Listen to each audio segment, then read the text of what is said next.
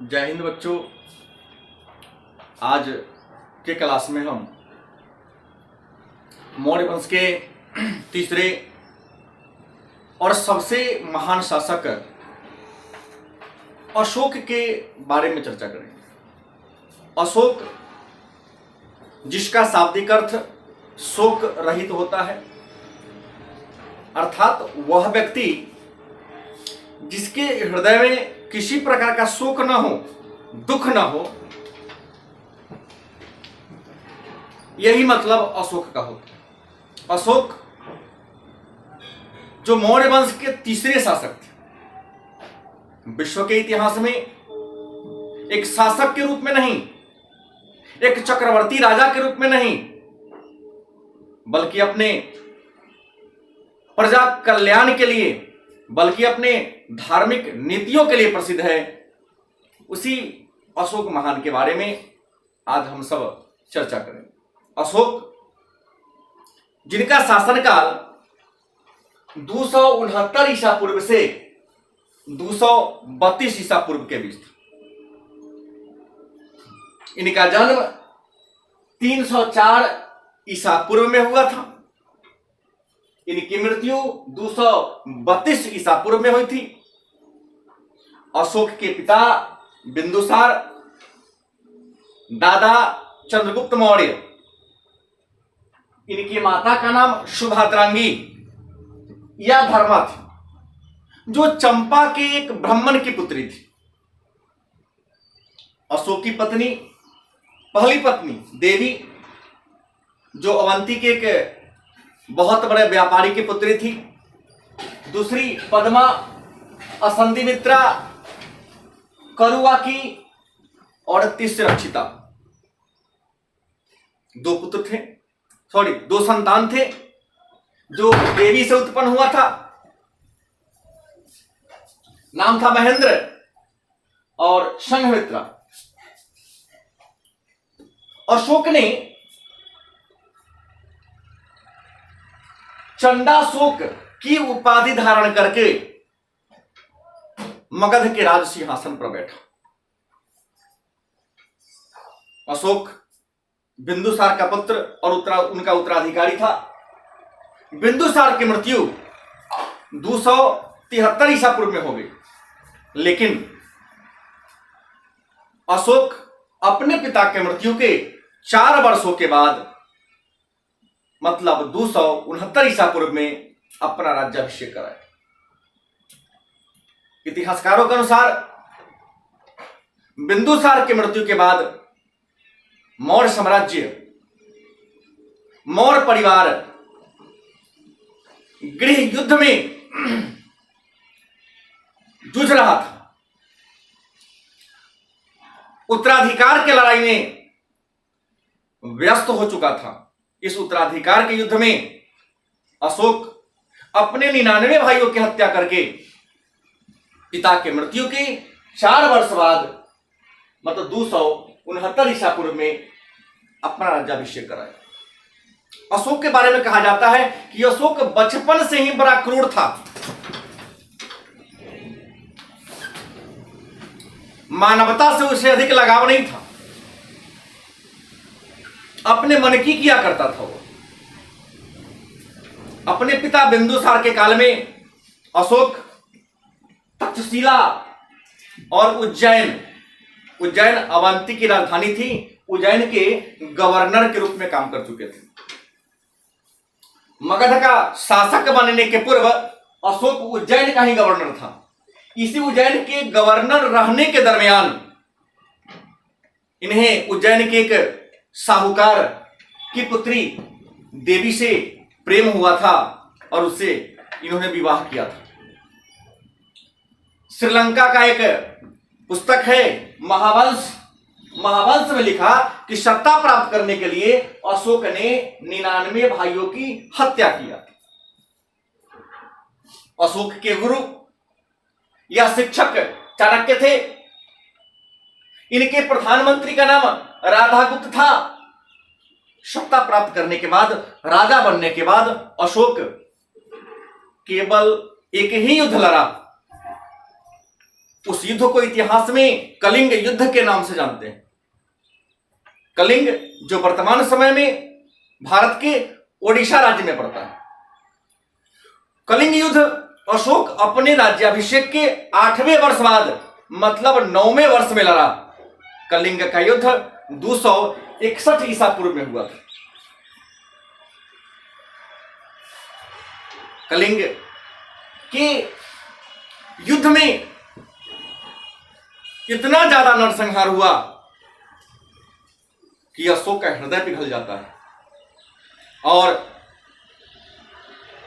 कलिंग युद्ध में हृदय परिवर्तन के बाद अशोक भेरी घोष की नीति मतलब युद्ध के द्वारा विजय की नीति को त्याग देता है, छोड़ देता है और धर्म घोष धर्म के आधार पर विजय करने की नीति को अपनाता है। कहा जाता है कि अशोक कलिंग युद्ध के बाद अपने आप को इतना बदला कि उन्होंने अपना धर्म ही बदल लिया।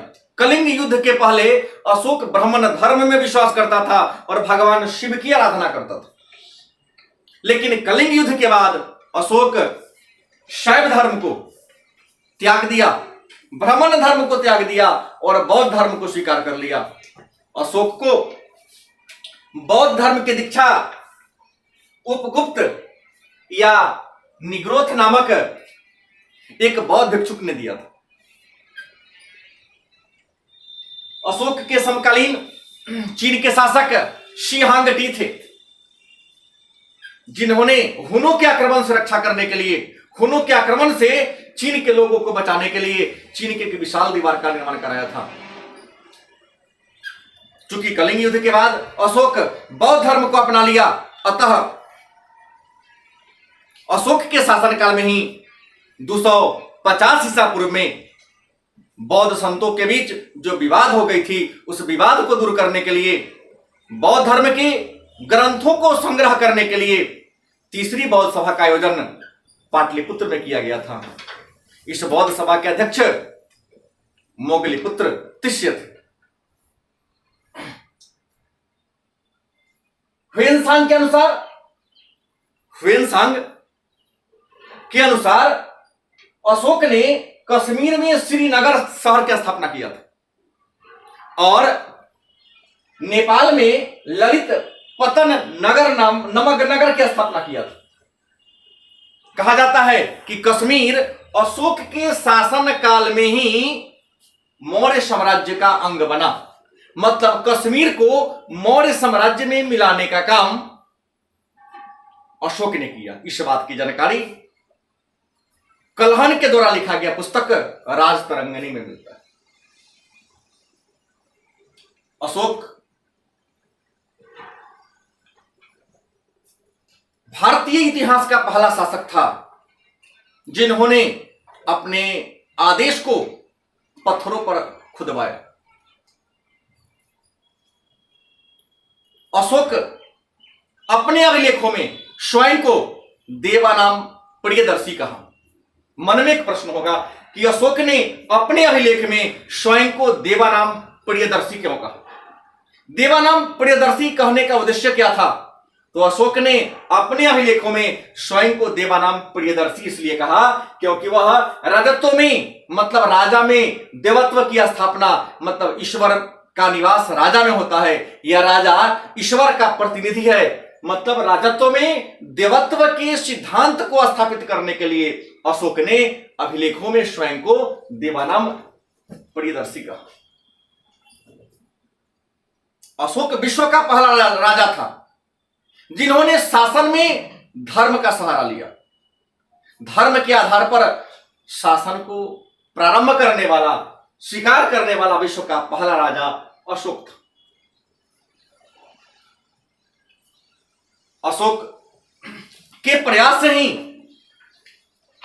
बौद्ध धर्म का भारत के अलावे अन्य देशों में गया, मतलब भारत से बाहर बौद्ध धर्म का विस्तार अशोक के शासनकाल में ही हुआ। मतलब अशोक ने बौद्ध धर्म स्वीकार करने के बाद बौद्ध धर्म को विश्व धर्म का दर्जा दिला दिया। और बौद्ध धर्म स्वीकार कर लेने के बाद अशोक स्वयं अपने राज्याभिषेक के 10वें, 15वें, 20वें वर्ष में महात्मा बुद्ध के जीवन से जुड़े हुए विभिन्न स्थलों जैसे लुम्बिनी, बोधगया, कुशीनगर, श्रावस्ती, सारनाथ, इन जगहों की यात्रा किया था। इतिहासकारों के अनुसार अशोक जब लुम्बिनी की यात्रा किए तो लुम्बिनी की यात्रा के दौरान जब वहां पहुंचे तो अशोक ने लुम्बिनी के भूमि कर को कम करा दिया। मतलब भूमि कर जो 1/6 था उपज का, उसे 1/8 कर दिया। मतलब भूमि कर को कम कर दिया। और लुम्बिनी के धार्मिक कर, धर्म के नाम पर जो जनता से टैक्स लिया जाता था, उसको माफ कर दिया। अशोक विश्व का पहला राजा था जिन्होंने अपनी प्रजा को पुत्र का दर्जा दिया था। अपनी प्रजा को पुत्र का दर्जा देने वाला विश्व का पहला शासक अशोक ही था। पुराणों में अशोक को अशोक वर्धन कहा गया है और राज्याभिषेक से संबंधित लघु शिलालेख में अशोक को बुद्ध शाक्य कहा गया है। देवदत्त रामकृष्ण एक भारतीय इतिहासकार है जिन्होंने अशोक के अभिलेख को ही पढ़कर अशोक के शासनकाल के पूरे इतिहास को लिख डाला है। ऐसे अशोक के अधिकांश अभिलेख में अशोक को राजा, देवानाम प्रियदर्शी जैसी उपाधियों से संबोधित किया गया है। लेकिन कुछ ऐसे अभिलेख हैं जिन पर अशोक के व्यक्तिगत नाम का उल्लेख है।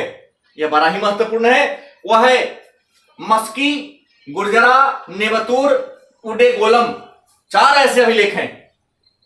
मैक्सिमम बच्चे मास्की और गुर्जरा को ही ध्यान में रखते हैं, लेकिन मास्की, गुर्जरा, नेबतूर, उड्डेगोलम, यह 4 ऐसे अभिलेख हैं जिन पर अशोक के व्यक्तिगत नाम अशोक का चर्चा है। बाकी सभी अभिलेखों में अशोक को देवानाम प्रियदर्शी उपाधि से संबोधित किया गया है। कहा जाता है अशोक अपने प्रारंभिक दिनों में बड़ा ही क्रूर था। अपने विरोधियों को दंडित करने के लिए अशोक ने पाटलिपुत्र में नरक की स्थापना किया था। कुछ विद्वानों के अनुसार अशोक अपने भाइयों की हत्या करके या पकड़ के उसी नरक में डाल दिया था। इतिहासकारों का मानना है कि व्यक्ति दर्द से जितना कराहता, चिल्लाता, अशोक को उतना ही आनंद आता था। अशोक, कुछ विद्वान ये भी कहते हैं कि अशोक मनोरंजन के लिए, आनंद मनाने के लिए अपने विरोधियों को पकड़ के इसी नरक में डाला करता था। यह एक प्रकार का कुआं है, आज भी पाटलिपुत्र में यह उपलब्ध, यह है मौजूद। उसमें विभिन्न प्रकार के जहरीले जीव जंतु को रखा हुआ था। उसी जहरीले जीव जंतु के बीच अपने विरोधी किसी व्यक्ति को फेंक देता था। वह जितना जहरीला जीव जंतु उस व्यक्ति को काटता, वह चिल्लाता, यह आनंद मनाता। ये था अशोक। अब अशोक के विभिन्न अभिलेख कहां से मिले हैं, अभिलेख की विशेषता क्या है, इसके बारे में चर्चा हम लोग अगले वीडियो करेंगे। धन्यवाद।